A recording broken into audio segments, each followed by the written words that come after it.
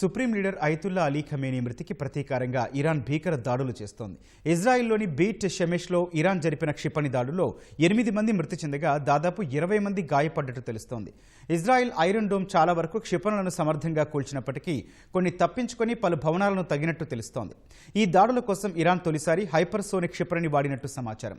మరోవైపు 4 బాలిస్టిక్ క్షిపణులతో అమెరికా యుద్ధనౌక యుఎస్ఎస్ అబ్రహీం లింకన్ను ఇరాన్ రెవల్యూషనరీ గార్డ్స్ లక్ష్యంగా చేసుకుంది. ఇజ్రాయెల్తో పాటు గల్ఫ్ దేశాల్లోని బహ్రెయిన్, కువైట్, ఖతార్లోని అమెరికా సైనిక స్థావరాలపై క్షిపణులు, డ్రోన్లతో ఇరాన్ విరుచుకుపడుతోంది. Dubai, Abu Dhabi, Saudi Arabia, Doha, మనామాపై కూడా దాడులు చేస్తోంది. ఇరాన్ దాడుల్లో అబుదాబిలో ఒకరు మరణించగా దుబాయ్లోని ప్రసిద్ధ బుర్జ్ అల్ అరబ్ హోటల్ ముఖభాగం దెబ్బతిన్నట్టు తెలుస్తోంది.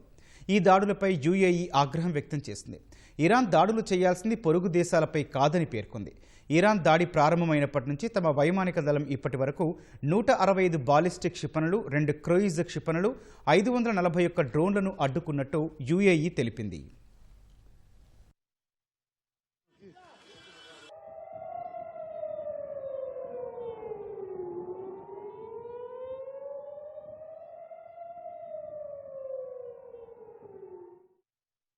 ఖమేనీ మృతికి ఖచ్చితంగా ప్రతీకారం ఉంటుందని ఇప్పటికే హెచ్చరించిన Iran paramilitary revolutionary guard America, Israel బేస్లపై దాడులు చేస్తోంది.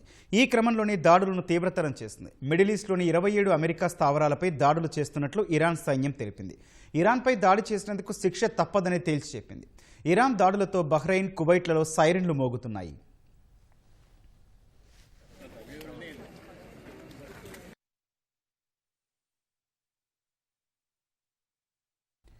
ఇరాన్ తన ప్రతీకార చర్యలను సముద్ర మార్గాలకు కూడా విస్తరించింది. తాజాగా ఒమన్ తీరంలోని వ్యూహాత్మక హోర్ముజ్ జలసంధి వద్ద ఒక చమురు ట్యాంకర్పై ఇరాన్ దాడి చేసింది.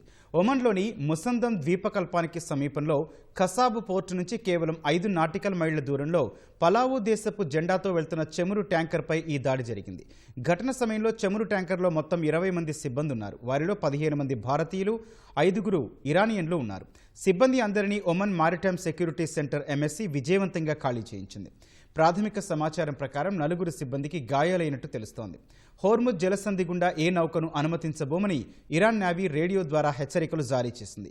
ఈ హెచ్చరికలతో షిప్పింగ్ కంపెనీలు, ఇన్సూరెన్స్ సంస్థలు ఆందోళన చెందుతున్నాయి. చాలా నౌకలు ఈ మార్గాన్ని నివారించే ప్రయత్నం చేస్తున్నాయి. ఈ కీలక మార్గం మూసుకుపోతే అంతర్జాతీయ మార్కెట్లో చమురు ధరలు విపరీతంగా పెరిగే ప్రమాదం ఉంది.